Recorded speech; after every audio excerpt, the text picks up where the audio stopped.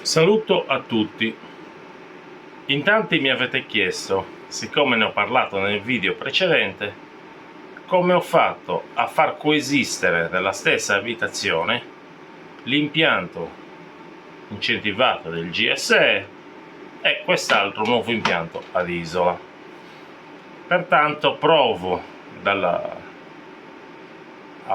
a condividere la mia esperienza di quanto ho realizzato. Pertanto la mia non vuole essere assolutamente nessuna lezione, in quanto non sono nessuno per farle. Vuole solamente dire la mia esperienza, quindi la modalità che ho tenuto tecnicamente per poter far coesistere questo impianto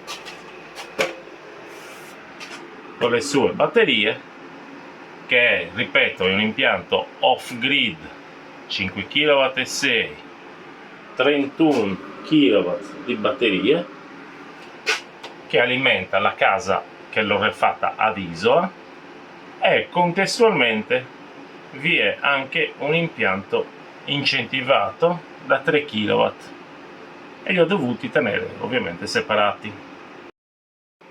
E alla fine di questo video vedremo anche il confronto dei prezzi tra il fotovoltaico on grid, ovviamente ai prezzi di agosto-settembre 2022, e i costi che io ho sostenuto per realizzare questo impianto.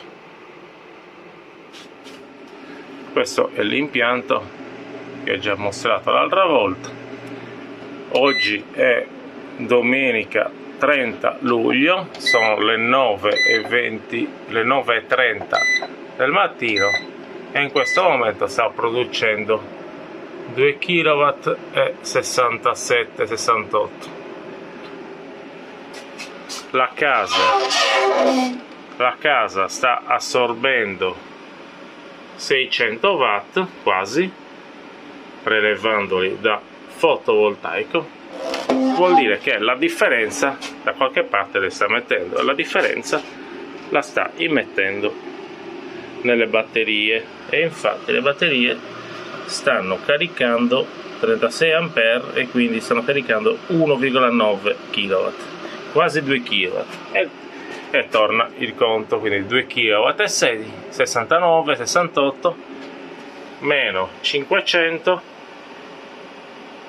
meno 600 anzi, e vanno quasi 2 kW qui. La differenza sono 70-80 watt di autoconsumo circa dell'inverter e quant'altro. Questa è la parte dell'impianto, abbiamo detto, off grid. Ecco,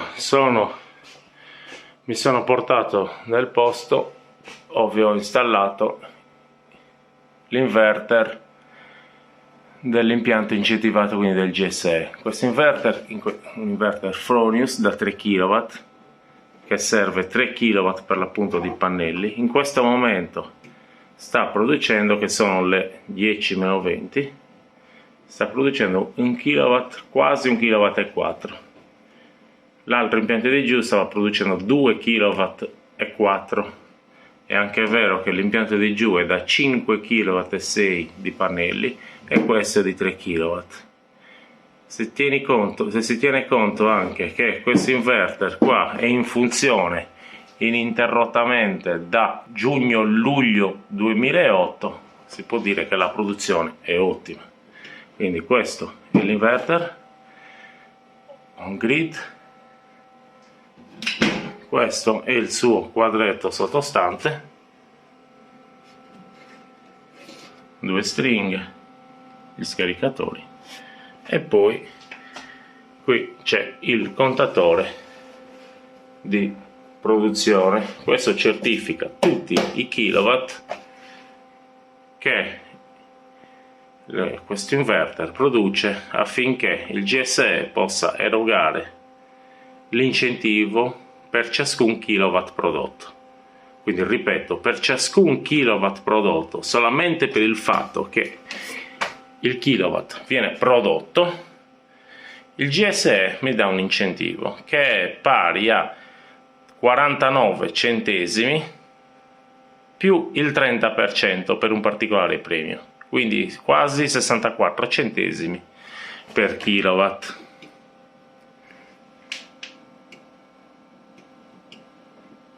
Oggi ho prodotto fino adesso 2 kW, 1,4. Questi vedete che sono degli scaricatori, anche questi, ma e questo invece l'ho aggiunto da poco, è una pinza amperometrica che ho trovato su AliExpress, che legge quindi il passaggio, il flusso di energia sulla fase, e mi indica quindi in un contatore che mi ritrovo su un'app del cellulare, quindi i kilowatt prodotti istantanei e quelli, quindi un contatore di kilowatt prodotti nel corso del tempo. Ho pagato, pensavo di averlo pagato una decina di euro, 10 euro, e si collega con l'app Smart Life tra le altre, oppure l'app Tuya. No, quest'altro quadretto, il quadretto che serve questo piano della casa, che niente a che vedere, non c'entra niente con l'inverter. Questo impianto inverter qui porta giù l'energia direttamente al contatore di scambio, quindi in strada, e non interferisce per nulla.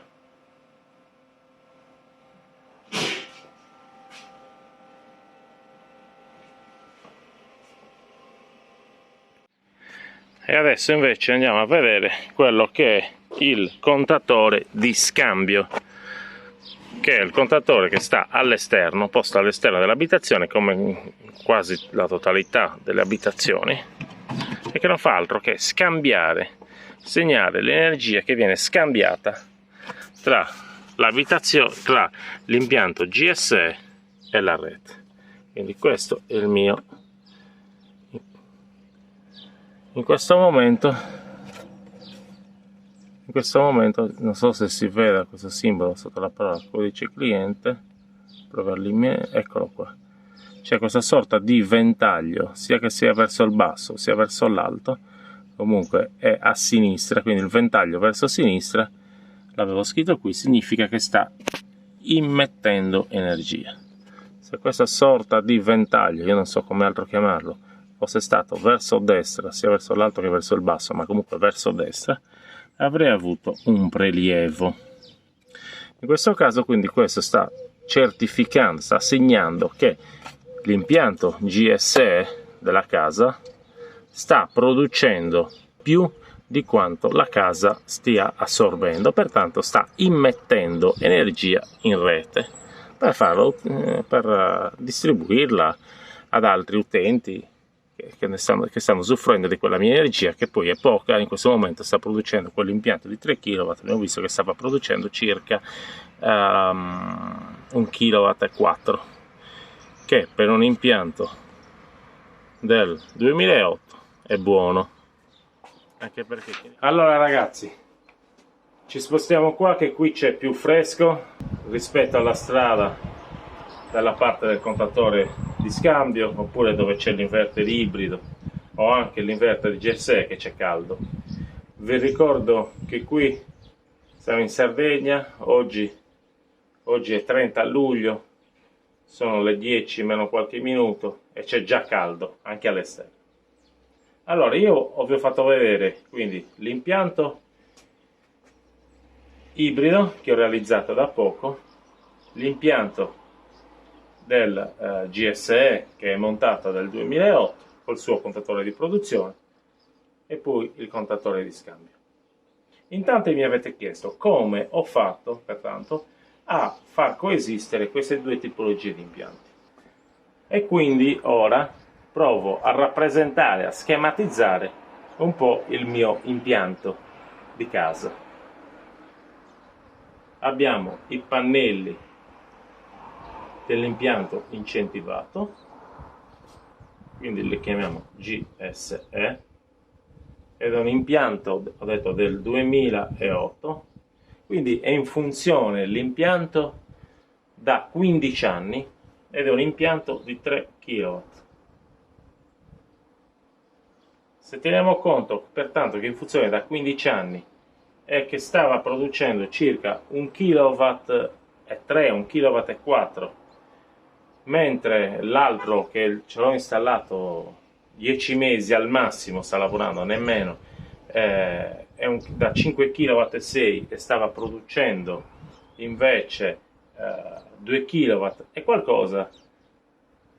Questo mi rafforza l'idea che questo mio impianto, quindi in 15 anni, ha calato la sua produzione di veramente poco, cioè la sua obsolescenza, l'obsolescenza dei pannelli, dell'inverter, è pressoché minima, è quasi nulla, perché io in estate producevo con quell'inverter lì 18 kW e oggi in queste giornate, tranne queste torride perché il caldo sta facendo rallentare un po' la produzione, ma sempre 18 kW in estate produce questo impianto. Poi abbiamo il suo inverter che abbiamo visto, poi subito sotto abbiamo visto il contatore di produzione. Questo contatore di produzione che sappiamo che serve per certificare quanta corrente viene prodotta dal GSE. Tutta l'energia che viene prodotta da questo impianto on-grid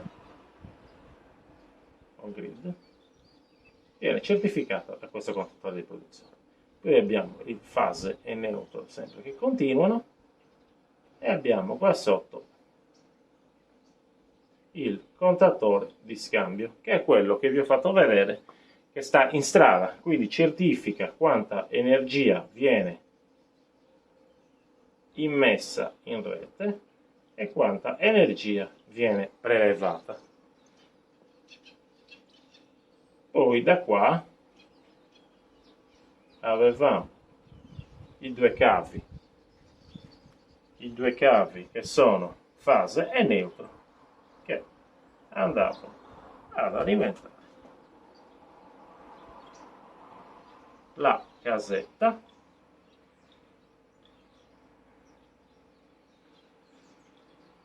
andavano ad alimentare la casa, quindi anzi andavano ad alimentare il quadretto che serve i piani della casa e poi andava qua. Pertanto la casa, quando aveva bisogno di energia, se l'energia la stava producendo l'impianto incentivato, quindi la spillava e la prendeva. Qualora stesse producendo 1 kW e la casa richiedeva magari 1200 watt, 1000 li prendeva dal GSE e 200 watt li prendeva dall'Enel. Questo è l'Enel, questa è la rete che oggigiorno continuiamo a chiamare Enel, quando in realtà Enel non è. Cosa ho fatto io? Questa energia inizialmente andava più che bene, perché nel 2008, quando l'ho montato, la casa l'avevo appena costruita e i consumi della casa, bene o male, erano bassi. Ora vi voglio raccontare perché ho deciso di aumentare l'energia, la fonte di energia rinnovabile. L'ho deciso perché il prezzo della corrente da circa fino a un anno fa, un anno e poco più fa, era 0,09 cent per kilowatt, ora prelevato, ed è salito. Mi sembra che ad agosto quant'era? Era arrivato quasi a 0,50 cent per kilowatt. E questo impianto qui da 3 kW senza accumulatore, perché allora nel 2008 accumulatori forse se ne sentivano ancora pochi, anzi nel secondo conto energia che disciplina questo mio impianto, non era proprio prevista la possibilità, fino a poco tempo fa, di mettere un accumulatore. E non so nemmeno quanto fosse stato conveniente per l'altro. Pertanto ho deciso di aumentare, per via del fatto che l'energia è sempre più cara, e quindi la casa non riusciva, quindi con questo impianto da 3 kW che può produrre al massimo 2 kW e mezzo, ma nelle giornate di maggio-giugno, quando c'è già molto sole ma ci sono ancora fresche, riusciva a produrre 2 kW e 4, 2 kW e mezzo. Una giornata come oggi, col caldo torrido che ci sarà, un impianto da 3 kW, seppure ben orientato come a sud-est, riesce a produrre non più di 1,9 kW 2. Volevo aumentare questo impianto affinché l'energia prelevata dalla casa fosse sempre più energia proveniente dall'inverter, quindi dal contatore GSE, piuttosto che dal contatore di scambio, quindi dalla rete pubblica nazionale. Sono andato a farmi fare dei preventivi, vuoi perché c'era tanta richiesta per il delirio di questo 110, vuoi per altre motivazioni che non so, mi hanno fatto dei preventivi per un 6 kW più 10 di batterie, più 6 kW di pannelli più 10 di batterie. Mi avevano chiesto mesi e mesi fa, quindi stiamo parlando di agosto-settembre 2022, mi hanno chiesto circa quasi 20.000 euro, che è vero, avrei potuto, non c'era più lo sconto in fattura e avrei potuto pagare o in comode rate e poi mi avrebbero restituito il 50% di questi 20.000 in 10 anni, 10.000 euro. Senza tener conto che non me l'avrebbero installato ad agosto, settembre, ottobre, ma sarebbero passati dei mesi e mesi.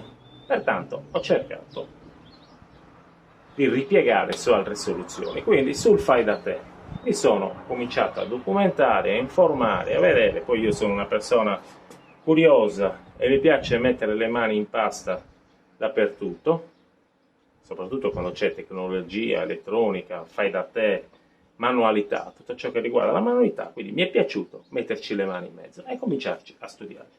Pertanto tolgo questo, ho cominciato a prevedere, a informarmi su un impianto off-grid. Il problema era far coesistere un impianto off-grid nella mia abitazione con quest'altro impianto, perché io questo impianto qua non lo voglio staccare, non lo voglio modificare, non voglio farci niente, perché io di questo ci prendo gli incentivi, solamente per il fatto che produce la corrente e poi tutta la corrente anche in surplus che io non prelevo mi viene pagata la cosiddetta energia in conto scambio e poi anche le eccedenze. Quindi io questo non lo voglio perdere, però volevo anche aumentare quindi la fonte di energia rinnovabile. Voglio anche dirvi che io dal 2008 a oggi, anzi all'anno scorso, pagavo circa 60 euro barra 110 euro di bollette ogni 2 mesi di energia elettrica, ripetendo che io qui a casa ho tutto elettrico, tutto, quindi avevo una forbice da 60 euro ogni 2 mesi a 110 euro, questo con servizio elettrico nazionale, la bolletta. Poi pian piano questa forbice è salita, sono cominciato a salire non più 60 euro, ma il minimo in estate ho visto che è salito a 190 e qui sono salito a 280, 350 euro, cioè, e avevo l'impianto GSE, cioè i kilowatt più o meno erano sempre gli stessi consumati, il problema era autoconsumarli, perché io li mettevo in rete, è vero che poi questa energia la pagavo e poi mi tornava indietro, ma ho preferito cercare un'altra soluzione proprio per evitare di pagarli direttamente. E quindi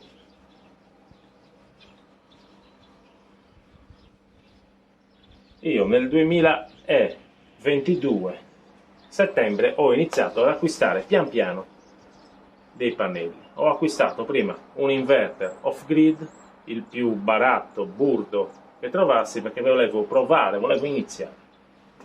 E ho fatto così. Quindi innanzitutto togliamo questa. Ho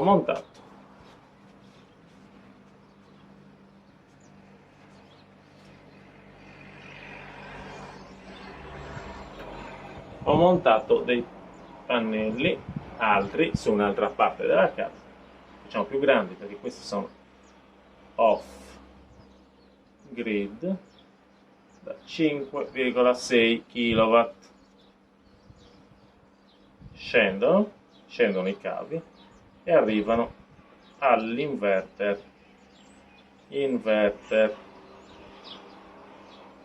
ibrido, un inverter del nulla comprato su AliExpress. Questo inverter ibrido che ha la possibilità di funzionare anche senza il pacco batterie. Per questo l'avevo scelto, perché inizialmente ho fatto tutto step, passo passo, ho comprato i pannelli e poi l'inverter ibrido che questo è da 5,5 kW.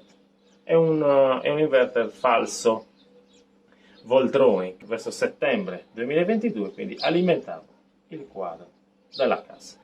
Ho interrotto il prelievo di questa energia verso la casa e la casa ora è alimentata solo da questi pannelli. Poi pian piano ho acquistato altre delle batterie, un pacco batterie. Ho acquistato 16 celle da 3,2 per fare un pacco batterie da 48 volt. Sono 16 celle, queste qui erano da 280 ampere nominali e formavano circa 15 kW. E qui avevo circa, abbiamo detto, 15 kW. Questo era tutto per iniziare, perché poi ho visto che mi è piaciuto e ho continuato la sua modifica dell'impianto, Pertanto l'energia prodotta dai pannelli va all'inverter ibrido, l'inverter ibrido stocca l'energia nelle batterie. Qualora in quel momento ci sia una richiesta anche dalla casa, va nella casa. Ma qualora le batterie siano cariche e la casa non stia richiedendo nulla, mentre l'impianto del GSE, anziché mandarle nella casa, la corrente in eccesso la manda al contatore di scambio e quindi la manda in zona a servire i vicini o comunque gli altri utilizzatori della linea elettrica, in questo caso l'inverter spegne i pannelli. Pertanto poi nel corso del tempo, verso i primi di gennaio, da 16 celle me le sono fatte sostituire e ho chiesto quindi che mi mandassero 32 celle, quindi il doppio, per raddoppiare la potenza delle batterie di stoccaggio. Quindi io da 16 celle ora ne ho 32. Attualmente, oggi, ho 32 celle marca EVE, da 280 nominali, che quando in realtà mi sembra che siano 290 ampere, quindi se fate il calcolo 290 ampere, e queste batterie ce le ho configurate in formazione 2P16S e fanno 290 e 290 fanno 500, il doppio, 80 ampere per un'energia media. Questa è 48 volt nominale, ma in realtà facciamo finta che sia la corrente media sia 51-52 volt, e questo fa circa, ora non ho la calcolatrice, ma farà circa 31 kW di energia conservata. Quindi questa è la modalità che ho utilizzato.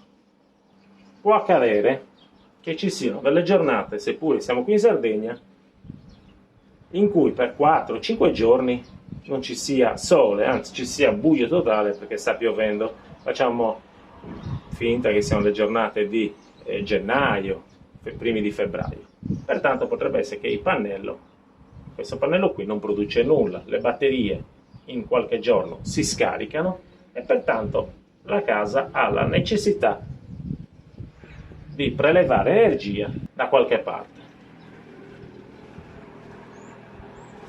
E l'energia eventualmente viene prelevata, ma solo in questa direzione, quindi si può tecnicamente e legislativamente, ma anche tecnicamente solo prelevare.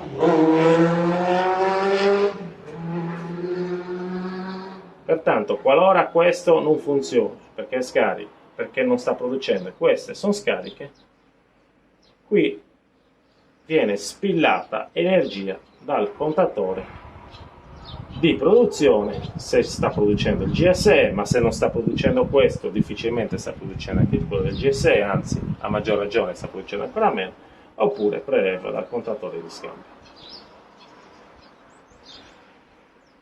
Come fa a prelevare l'energia l'inverter ibrido? Perché abbiamo detto che qui è staccato, fisicamente staccato. C'è solamente qui un ATS che avete visto giù all'inizio, ve l'ho fatto vedere nel video. Quindi c'è un selettore,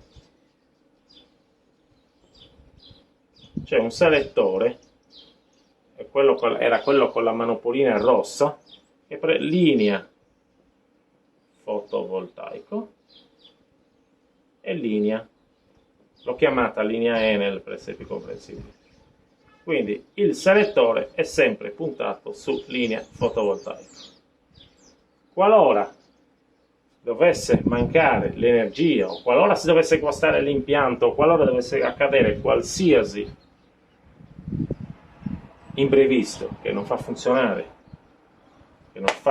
più l'inverter ibrido perché manca energia, perché si è guastato, in automatico questo ATS vede che non c'è più energia nella linea fotovoltaica e scatta verso il basso in ATS,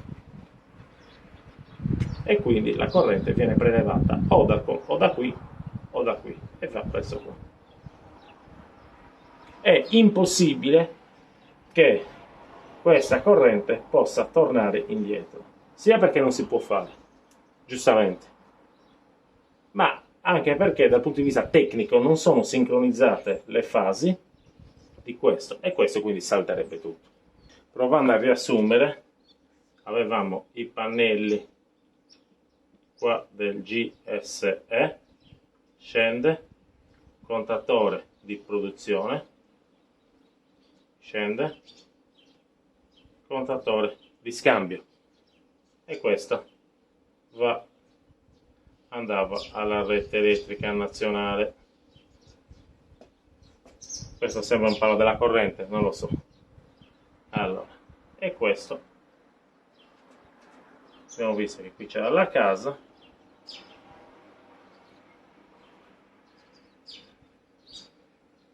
e questo era il quadretto di casa che alimentava i piani. Poi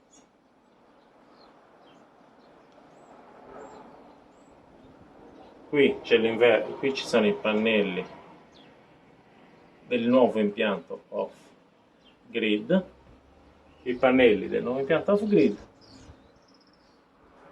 scende,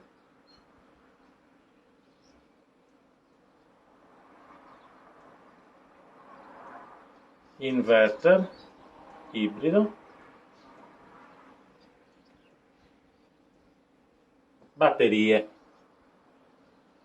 e qui alimenta la casa.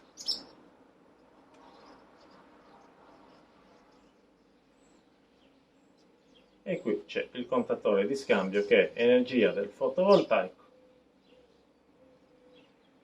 o energia della linea elettrica nazionale, Enel chiamiamo. Quindi abbiamo detto che qualora questo non stia funzionando, questo si guasti, batterie sono scariche, mettiamo tutte le possibilità che possono accadere, quindi il fotovoltaico non sta più producendo e questo selettore da fotovoltaico automaticamente in pochi millisecondi, quindi la casa non se ne accorge nemmeno, eventualmente i computer non se ne accorgono, quindi in pochi millisecondi questo devia da fotovoltaico a Enel, quindi l'energia viene prelevata da Enel.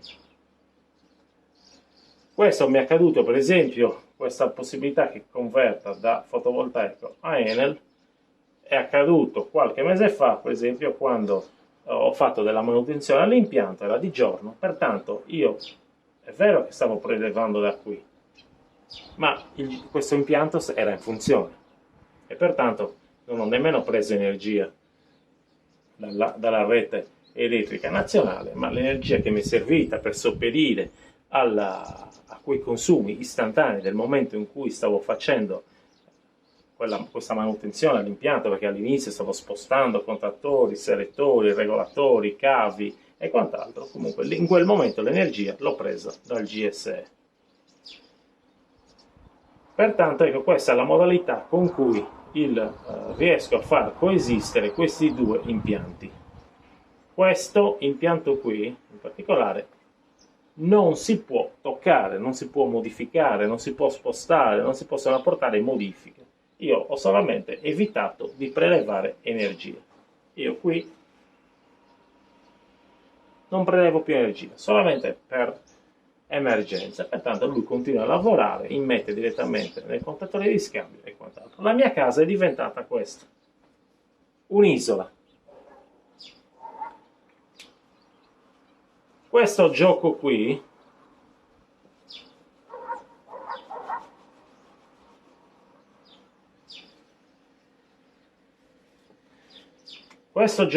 di far diventare la casa un'isola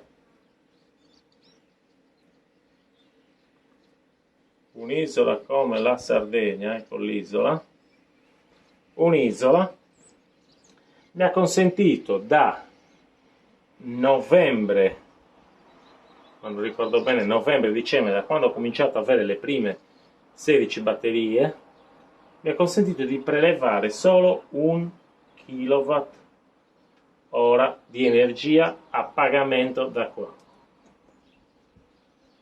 che mi è arrivata tra l'altro la bolletta recentemente con poste e ho pagato 30 euro di costi fissi, c'erano costi fissi e poi c'era 1 kilowatt, perché la bolletta si riferiva a qualche mese fa in quanto stava sempre piovendo e ci sono stati dei giorni in cui quindi i pannelli non producevano, le batterie oramai 31 kW erano KO e ho prelevato per un attimo da qua.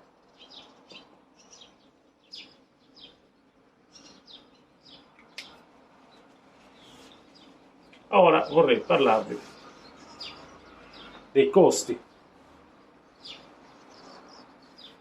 I costi. Avevamo detto che un impianto da 6 kW fattomi montare, è vero, con tutte le certificazioni, che scambiava energia con la rete elettrica, ma costava sempre 6 kW e 10 di batterie. Mi avevano chiesto al momento di follia pura del metà 2022, mi avevano chiesto circa 20.000 euro. Che è vero che mi avrebbero restituito in 10 anni il 50%, mi avrebbero restituito il 50% in 10 anni, quindi 10.000 euro mi avrebbero restituito in 10 anni nel 730, quindi 10.000, quindi mi avrebbero restituito 1.000 euro all'anno nel 730.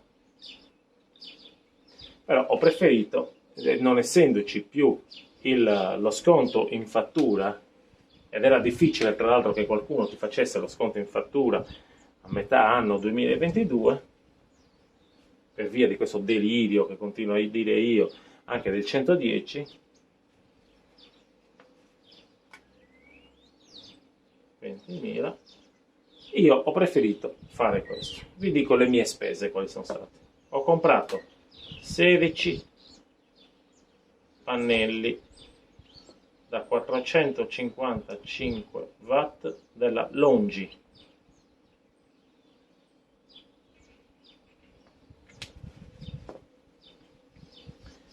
Vi dico quelli che sono i costi che ho affrontato io. Ho comprato 12 pannelli Longi da 455 watt e ho speso circa 2.900 euro.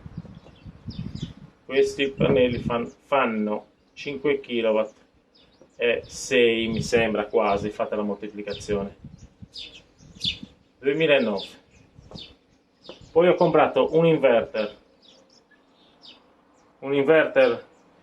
burdo che mi consentisse, come vi ho detto prima, di lavorare anche senza batterie, perché ho iniziato solo con pannelli e inverter.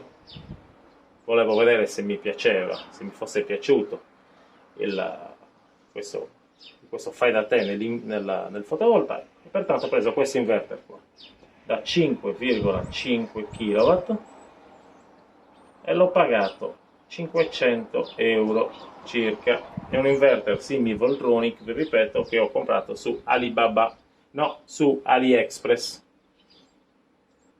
Poi ho preso le 32 celle di batterie, 32 celle batterie della IV da 280 ampere nominali, quando in realtà sono molto di più di 280 ampere, quindi 31 kW, formano 31 kW di energia stoccata. Queste le ho pagate 4.000 euro. Ed è vero che a febbraio del 2023 di quest'anno i prezzi ed è vero che verso aprile-maggio di quest'anno 2023, pertanto, i prezzi delle batterie sono scesi di tantissimo. Queste stesse batterie oggigiorno le trovi a circa 3.000 euro. Comunque io le ho pagate 4.000. Poi ho messo un BMS 150 ampere della Deli e l'ho pagato 120 euro. Poi un equalizzatore attivo della QUCC e l'ho pagato 45 euro. Poi ci sono staffe e quant'altro per poter montare e fissare i pannelli, barre filettate, cavetti, i cavi per collegare le batterie e quant'altro, e mettiamo di aver speso era circa altri 500 euro. Quindi attrezzatura varia. Se noi mettessimo, adesso noi facciamo il calcolo e siamo a 3.400 più 4.000 fanno 7.400, 7.009, 7.009, 8.100 euro. Questo è il minimo che ho speso per far funzionare l'impianto, perché poi pian piano, mentre ci sei, ci sono degli altri piccoli accorgimenti, il contatore wifi che ho montato, un altro contatore che posso staccare da remoto, un altro contatore che mi consente di verificare se sta funzionando bene l'impianto, delle altre leve che essendo proprio volendo proprio abbondare, ho speso altri 500 euro, ma sono tutte attrezzature che ho utilizzato io, che non sono necessari per far funzionare l'impianto, è solo un capriccio. Quindi 8.600 euro. Questa è stata la spesa totale rispetto a questa che avrei dovuto affrontare, ripeto, immediatamente. 8.600 euro. Poi voi, è vero che qui li avrei recuperato in 10 anni, ma sempre 20.000 euro iniziali di botto dovevo portare fuori. E questa invece è la somma che in realtà ho portato fuori, e che se facessi oggi lo stesso impianto, mi costerebbe almeno qualche migliaio di euro in meno, perché i pannelli costano molto meno. Oggigiorno 12 un pannello Longi che allora avevo pagato da 455 watt, l'avevo pagato 230 euro l'uno, circa, con IVA e quant'altro, IVA al 10, oggigiorno si trovano della stessa potenza, si trovano a 188 euro l'uno i pannelli. L'inverter lo stesso, sono scesi molto i prezzi. Le batterie, ve l'ho già detto, 4.000, invece oggigiorno si trovano a 3.000 le stesse. BMS e quant'altro, è tutto sceso di tanto, perché il 110, di cui io ritengo che abbia influito tantissimo, in quanto la richiesta di materiale era esagerata, perché i pannelli, c'era una richiesta di pannelli, di materie prime esagerata, perché ho visto con i miei occhi persone che a pagamento non avrebbero mai messo dei pannelli orientati a pieno nord, non avrei mai visto. Io non credo ci sia una persona che se li metta puntati orientati a pieno nord, e invece con il 110 si sono fatti mettere i pannelli anche a nord. Ritengo inutilmente, tanto i soldi non uscivano dalle tasche loro, ma uscivano dalle tasche della comunità. E poi vabbè, è anche il sistema di ricarica delle macchine elettriche di chi macchine elettriche invece non ne ha, e non ha nessun interesse di comprarla, non ha nessun interesse al suo acquisto, però gli è stato messo anche a quello. Tutto questo comunque ha contribuito a un'esplosione dei prezzi.